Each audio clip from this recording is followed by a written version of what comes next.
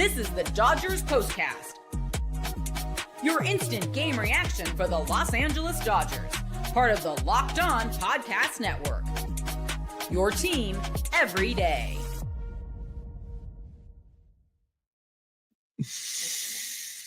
Hello and welcome to the Locked On Dodgers Postcast on the Locked On Dodgers YouTube channel. Place to hang out when every game is done. I am Pete Fox, covering sports in LA dating back to 2007 for ESPN LA and NBC Sports Radio. The Dodgers with a comfortable, confidence-building win tonight, 7-2. We'll get into all the details of the home runs and the pitching and all of the positivity today that makes us feel good about this win. And, hopefully these are the kind of things that help them kind of get back to where they were. And I feel like, it's not going to hurt. It's just like basketball players when they are ice cold and, can't make a shot go through the net. Sometimes they just got to see it go through the net. And that's even as simple as walking up there and, shooting a 2-footer, a layup. And tonight, that's what the Dodgers did. Look, they made a layup. They beat the worst team in baseball. We get it, but they did it comfortably and confidently. So tonight's episode of the Locked On Dodgers Postcast is brought to you by Monarch Money.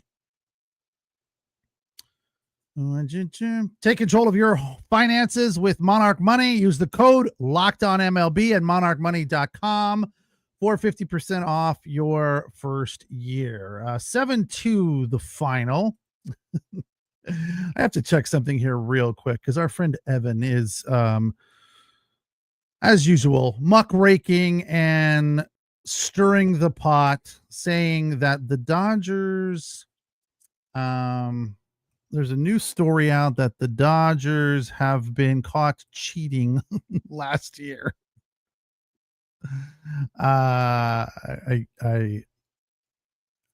of course don't believe it, but I'm going to put it in the Google search and see what they say. Multiple sources and cite accusations and allegations of cheating against the Dodgers. Yeah. There is nothing to be said about the Dodgers cheating last year, Evan. So, that is, I like to call out lies, and that is 100% false and a 100% lie, right? So on to things more important. And once again, I try to avoid you and ignore you, but I can't. So I will for the rest of the night. No more referring to or referencing Evan. You guys want to, go back and forth with him, have at it, but I'm not going to. Tonight, I think one of the things that I come away with feeling really good about in this one was TEOSCAR Hernandez's at-bats. The fact that guy had 2 home runs and a base hit to the right side is really, really good news. This is the Locked On Player of the Game. With honorable mention to Emmett Sheehan, who threw 5 no-hit innings, gets the win. He's now 6-3 with a 3.32 ERA. A fantastic performance from him. We could even do co-players of the night because Emmett Sheehan was on point tonight. He had 9 Ks, most of them with the slider, which was working very, very well tonight. It was dancing all over the strike zone. But the fact that TEOSCAR Hernandez had 2 home runs and a third base hit to the right side, to me, makes him player of the night, because during that at bat in the 4th inning, which ended up in a home run, he seemed to be really, really off balance and out of sorts, pulling off his left side, flying open, couldn't keep the front side closed. And when that happens, it's hard to hit the ball the other way. It's hard to hit the ball up the middle. It's hard to hit the ball in general when you're pulling off of it. But he got 2 very, very hittable pitches, and he pulled off of them, missed both of them, then got one that was ripe, just right down Main Street, a fastball up and in, and he drove it to left center field, 423 feet. So as Oral Hershiser pointed out very accurately, it's very rare that you, in one at bat, you miss 2 cherry pitches and then get a third one. So from there, his next at bat, he singled to the right side. Nice piece of hitting there. Kept the front side in, poked it through past the second baseman between first and second. And then his last at bat of the night in the 8th inning, another home run. Blasted that one to left field. So really, really nice at bats from TEOSCAR HERNANDEZ. And let's hope that he is starting to find his rhythm again, because he's been really, really bad. Another guy that has really lost it and has been out of rhythm for quite a while is Andy Pages. He had a nice hit tonight, scored a run. He was 1 for 3, and it looked like the Andy Pages, because it was a ball that was a little bit down and in, and he drove it back up the middle, which that's what Andy Pages has been doing this season when he's going well. When he isn't going well, like early in the season, that pitch he would the left side would fly out and he'd roll over on it and drive it to the left side. So the fact that he hit it back up the middle was nice to see. So that's good news. And that Andy Pages, hopefully, it's finding some rhythm. Shohei Ohtani ripped one to the right side, hit RBI and a run scored tonight for him. Walked once, did not strike out at all. Mookie Betts 2 for 4. With a home run to get things started for the Dodgers. Time to reveal where the game was won or lost. It's the turning point. Well, that's where everything, kind of pulled away and the Dodgers started to separate a little bit. The scoring got started from Will Smith on a wild pitch, but I wouldn't call that the turning point. I would call Mookie Betts' homer in the 3rd. Nice piece of hitting there. He's obviously getting hot as well. 388 feet. His 17th of the year. Ohtani was on board after a walk. So, Mookie Betts is getting locked in and finding some rhythm. And again, it's not that we're beating the Rockies. It's that the Dodgers are making good contact. These are still professional baseball players. Today, German Marquez is one of the worst in Major League Baseball. But the fact is that the Dodgers have been really, really bad offensively through this stretch of late, through losing 2 of 3 to the Diamondbacks, getting swept by Pittsburgh, losing 2 of 3 to Baltimore. They have not had any offensive rhythm. Even if you go back to that series in Colorado against the Rockies when they dropped 2 of 4, no offensive rhythm. I mean, I shouldn't say none, because they did win 2 games there. And in those 2 games, they played pretty well, put up some decent numbers. But in the other 2, they were awful.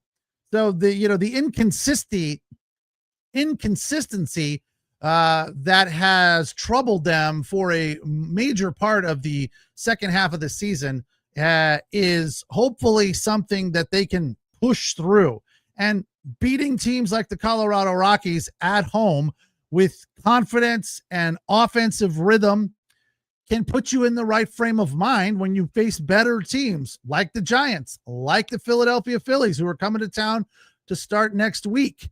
So they'll face the Giants over the weekend in San Francisco, and then right back home to face the Phils, who are a first place team, and I believe the 2 seed as we look at the standings right now. So that's going to be a real series for them, a real test to see where they are.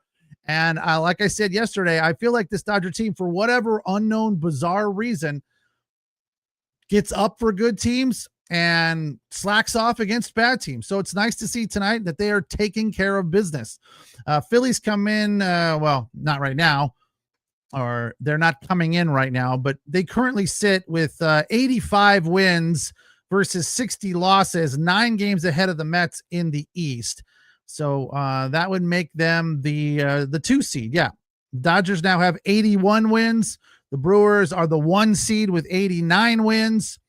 And the Dodgers and Cubs are battling to try to squeeze into that 2 seed because the Cubs have 82 wins. So Dodgers 4 back of the Phils. That's going to be a big series next week for sure. Not just as a measuring stick, but for the standings, without a doubt. It's going to be huge. So let's hope this keeps rolling. Let's hope they take care of their business against the Rockies, and then head on up to San Fran and keep it going up there. But the Giants obviously get up to play against the Dodgers. It's that rivalry thing, and San Francisco right now is kind of hot. They've won 7 of 10. a 2-game winning streak as of today. Padres lost to the Reds tonight, so that means the Dodgers gain a game in the West. So they're now 2 up on San Diego after the 7-2 win. Emmett Sheehan goes 5 no-hit innings for his 6th win of the season. It's the Locked On Dodgers postcast on the Locked On Dodgers YouTube channel, the place to hang out when every game is done. Excuse me. Don't forget to check out the Locked On Daily Dodgers podcast with Travis Rogers Monday through Friday right here on the Locked On Dodgers YouTube channel. An in-depth examination of what is going on in the Dodger universe. Tonight's episode of the Locked On Dodgers postcast brought to you by Game Time. There's nothing like catching a baseball game live. The energy, the crowd, the cold beer, the hot dogs, the popcorn, the chance to see your team in person. But actually getting the tickets, that can be the tough part. Queues, login screens, surprise fees at the end when you're checking out. Wait, I thought these tickets were $45 each. How is it $150 for both? It doesn't add up sometimes. Well, it can take the fun out of it for sure. That's why I use Game Time, the app that gives the advantage back to the fans. Game Time is fast, easy, and backed by the Game Time guarantee. You'll always get 100% authentic tickets delivered on time and at the best price. Plus, all fees are included, so the price you see is the price you pay. They also have a feature that I love, views from the seat, so you can see exactly what you'll be seeing at the game or the concert or the show or whatever it may be. They also have zone deals, and another huge cool feature on Game Time is the longer you wait, the closer to the start of the game or the show or the concert, the more the price comes down. It becomes cheaper if you have that desire or ability to run that risk of potentially not getting the tickets. So it can save you, but it can also hurt you if you end up not getting them. But I've noticed that it is very helpful and it works. And I don't always have an issue with that because I'm like, well, let's wait till like an hour before the game and we'll get them as cheap as possible because I love cheap. Download the Game Time app, create an account, and use the code LOCKEDONMLB. It'll make it even cheaper. $20 off your first purchase. Terms apply. Again, the promo code LOCKEDONMLB for $20 off your first purchase. Swipe, tap, ticket. Go download Game Time today. Tonight's episode also brought to you by Monarch Money. Most people can't name all of their financial accounts, all of their financial whereabouts. Where are my funds coming in and where are they going out? Whether it's the 401ks, properties, investments. When you don't have the full picture, you can end up leaving money on the table. That's where Monarch Money comes in. It's an all-in-one personal finance tool that brings your entire financial life together in one clean, easy-to-use interface on your laptop or on your phone. Monarch Money is built for people with busy lives. If you've put off organizing your finances, that's not a good idea. Monarch Money is for you. Monarch does the heavy lifting for you. You can link all of your accounts in minutes, see the data, visuals, get smart categorization of your spending, and finally feel in control of your money without ever looking at a spreadsheet. Use the code LOCKEDONMLB at monarchmoney.com in your browser for half off your first year. That's 50% off the first year at monarchmoney.com with the code LOCKEDONMLB.